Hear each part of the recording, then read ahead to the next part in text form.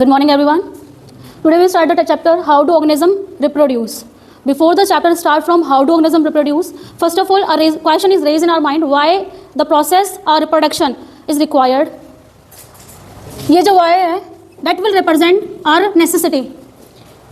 As we see, many of the species get extinct from our earth, due to which our food chain get abolished. जिससे क्या हो रहा है, हमारी food chain disturb हो रही है. इसलिए हम लोगों का, जैसे मान लो टाइगर है, उससे हमारा कोई डायरेक्ट रिलेशन है नहीं है, या कोई प्लांट ऐसी स्पीशीज जिसको हम खाते भी नहीं कि उससे हमारा कोई रिलेशन है नहीं है, फिर भी हमारे लिए हर तरह की स्पीशीज जो अर्थ पे है उनकी बहुत ज़्यादा प्रेजेंस ज़रूरी है. क्यों? क्योंकि हमें क्या करना है, एक फूड वेब, एक इकोसिस्टम को रन करना है, जिसके लिए क्या करता है, हर एक ऑर्गेनिज्म अपना रिप्रोडक्शन प्रोसेस को फॉलो अप करता है. जिससे क्या रहा है, वाई का मतलब क्या हुआ यहाँ पे कि हमारी जो स्पीशीज है अर्थ पे सेंचुरीज टू सेंचुरीज वो प्रेजेंट रहे, जनरेशन फॉलो अप होता रहे. बात क्लियर है?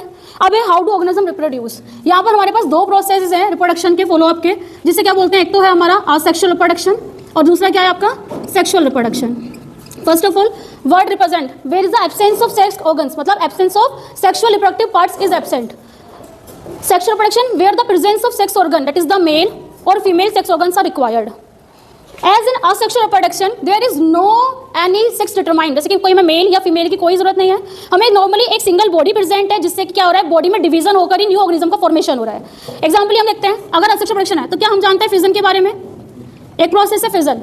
फिजन का मतलब क्या है, किसी भी चीज का दो में टूट जाना या दो से ज्यादा में टूटना. दो में टूटना मतलब क्या है यहाँ पे, बाइनरी फिजन. और एक प्रोसेस हमारा क्या है, मल्टीपल फिजन. कोई एग्जांपल जो हमारे रिलेट करे बाइनरी फिजन से, दैट इज बैक्टीरिया या अमीबा. हमने नॉर्मली एक मान लो हमने लिया अमीबा, और ये अपने आप ही अगर दो सेल में टूट जाए तो ये कौन सा प्रोसेस हुआ, that is the binary fission. Example हमने लिया यहाँ पर अमीबा का. कौन से दो प्रोसेस यहाँ पर फॉलो अप होते हैं, एक सेल को दो में टूटने के लिए सबसे पहले फॉलो करना पड़ता है कैरियोकाइनेसिस. कैरियोकाइनेसिस मतलब न्यूक्लियस का breakdown. And when there is breakdown of nucleus will take place, then the cell will get divide, मतलब साइटोप्लाज्म डिस्ट्रीब्यूट हो जाता है दो सेल के बीच में, जिसे क्या बोलते हैं हम लोग, साइटोकाइनेसिस. कोई दिक्कत समझ आ रहा है? मतलब karyokinesis will followed with the cytokinesis. This will lead to the binary fission. But in multiple fission, example लेते हैं प्लाज्मोडियम. प्लाज्मोडियम में क्या होता है, एक ही सेल के अंदर जब न्यूक्लियस एक्सेसिवली ब्रेक डाउन करे कि बस न्यूक्लियस से डिवाइड करा है, इसके अंदर क्या हो रहा है, जो न्यूक्लियस है multiple number of time nuclei में डिवाइड हो जाता है.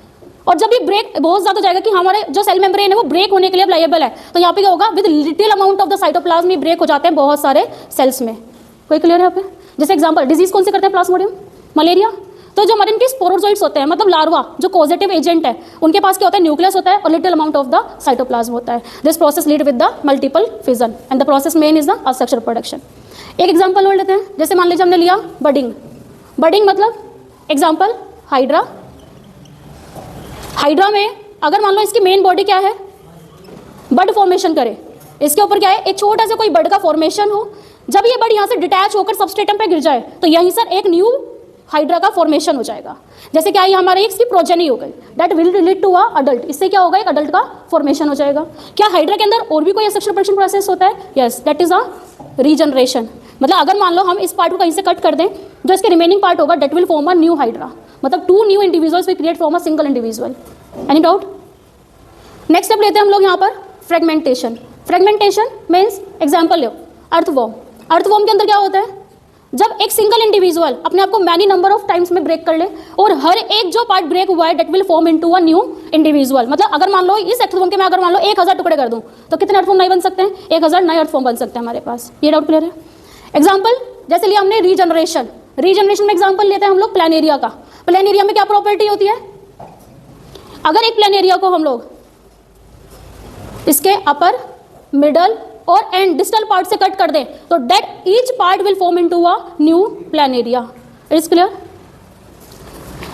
प्रोपगेशन मतलब जब हमारा किसी बॉडी को डिवीजन करने के लिए कोई रिप्रोडक्टिव पार्ट का इन्वॉल्वमेंट ना हो. जैसे अगर मान लो हम फ्लावर या प्लांट की बात करते हैं, प्लांट के अंदर फ्लावर एक रिप्रोडक्टिव यूनिट है जो न्यू ऑर्गेनिज्म को डेवलप या फिर ऑर्गेनाइज करने के लिए रिस्पॉन्सिबल है. पर उन पार्ट को छोड़कर अगर किसी और बॉडी पार्ट से, जैसे कि मान लो उसकी लीफ से, स्टेम से या रूट से कि न्यू प्लांट का फॉर्मेशन हो, तो उसको क्या बोलेंगे हम लोग, वेजिटेटिव प्रोपगेशन. अब इसमें अगर मान लो हम बोलते हैं नेचुरली अगर ये अकर करें, नेचुरली जैसे मान लो हमने बोला रोज का प्लांट है तो उसमें न्यू प्लांट का फॉर्मेशन हो सकता है, पर कौन से पार्ट से होगा, that is from the stem. अगर हम रोज की प्लांट के स्टेम को कहीं कट करके लगा दें that will form naturally into a new plant. Leaf का एग्जांपल लेते हैं। लीफ के अंदर कौन आता है हमारा? ब्रायोफाइलम। ब्रायोफाइलम क्या करता है? अपनी ही लीफ की मार्जिन पे न्यू लीफलेट का फॉर्मेशन कर लेता है, और ये लीफलेट जब कट कर बिल्कुल सबस्ट्रेटम पे कहीं भी गिर जाएंगे तो वहीं से क्या होगा? एक न्यू प्लांट का फॉर्मेशन हो जाएगा। अगर मान लीजिए एग्जांपल लेते हैं हम लोग रूट का, हमने किसी प्लांट की रूट ली, उसको सॉइल में सो कर दिया, उससे क्या हुआ? न्यू प्लांट का फॉर्मेशन हुआ। कोई एग्जांपल इसका? रूट में हम किसका एग्जांपल ले सकते हैं? पोटैटो सुना है? That is a stem. Sweet potato सुना है किसी ने? That is a root. अगर हम किसी रूट को सो कर देते हैं, एक न्यू प्लांट का फॉर्मेशन हो सकता है वहाँ पर। कोई आर्टिफिशियल प्रोसेस भी होते हैं हमारे वेजिटेटिव प्रोपगेशन के।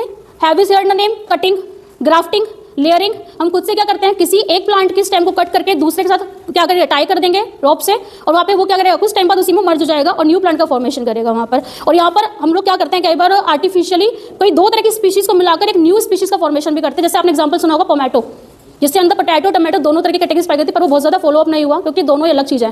पोटैटो एक क्या है? स्टेम है, जबकि हमारा जो टमाटो एक बेरी है, एक फ्रूट है। ठीक है, अब लेते हैं एग्जांपल यहाँ पे स्पोर फॉर्मेशन। स्पोर फॉर्मेशन किसके अंदर होता है? हमारा फंगस के अंदर। एग्जांपल लेते हैं राइजोपस का। स्पोर फॉर्मेशन एग्जांपल है यहाँ पर Rhizopus.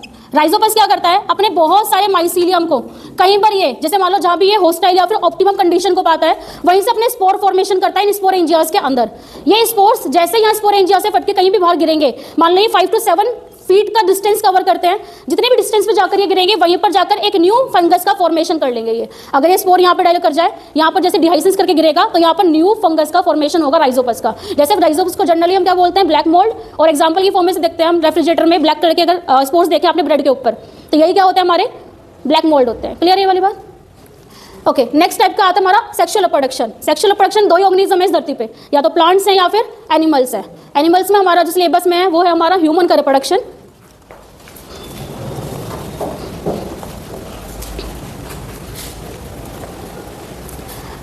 That is in plant and in animals. Animals में एग्जांपल ले रहे हैं हम लोग ह्यूमन का।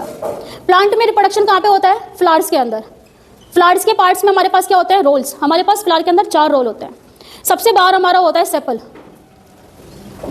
इसके अंदर होते हैं हमारे कोरोला या पेटल। नेक्स्ट हमारा यहाँ पे होगा एंड्रोशियम एंड गाइनोशियम। ओके, जैसे हमने ले लिया यहाँ पे एंड्रोशियम, एक पूरी यूनिट को बोलते हैं एंड्रोशियम, और ये हो गया हमारा गाइनोशियम। सेपल को कॉमन नेम और क्या लेते हैं? सैलेक्स। पेटल का दूसरा नाम क्या है? कोरोला। क्वेश्चन किसी भी फॉर्म में आपको रेज हो सकता है, कोरोला बोल के पेटल पूछ सकते हैं। एंड्रोशियम में 2 चीजें आती हैं आपको, जिसे बोलते हैं एक नेम में स्टेमन, याद है, और यहीं पर इसको क्या बोलते हैं? Anther and filament. अच्छा, एक क्वेश्चन है, अगर मान लो किसी फ्लावर के अंदर ये स्टेमन वर्किंग ना हो, मतलब रिप्रोडक्टिव ना हो, ये एंथर पोलन ग्रेन नहीं बना सकता, उस स्टेट में हम क्या कहते हैं एंड्रोशियम यूनिट को? जब ये फर्टाइल ना हो तब हम इसे बोलते हैं staminode. When there is no function related to the stamen for the formation of pollen grain, it is rated as a staminode. Gynoecium को क्या बोलते हैं हम लोग? कार्पल या फिर पिस्टिल, जिसके अंदर कितने पार्ट आते हैं? 3, stigma, style and ovary. Reproductive part कौन सी है इसमें? हमारे androecium and gynoecium. This is a male reproductive part and this is the gynoecium is the female reproductive part. In androecium and gynoecium, there is a sexual reproduction take place with the help of their gametes. In male, the gamete is pollen grain, and in female, gamete is egg. When they both get fused, they will form the zygote, and that will lead to formation of a new embryo plant. Clear है बात? Okay, will lead to the human. In human, we also have both type of the sex organs, that is the male and the female. In a man and in a woman. The gametes here are reproductive organ कौन से होंगे यहाँ पर? Testis, और testis के अंदर कौन से गैमेट बनते हैं हमारे? स्पर्म. वुमेन में कौन से हमारे रिप्रोडक्टिव ऑर्गन है? Ovary. That lead to formation of egg, and both will lead to formation of zygote. Ultimately they will form a embryo organism या human embryo, या एक human का formation हो जाएगा. These two processes lead to further next class. Okay? कोई doubt है यहाँ पे? Okay.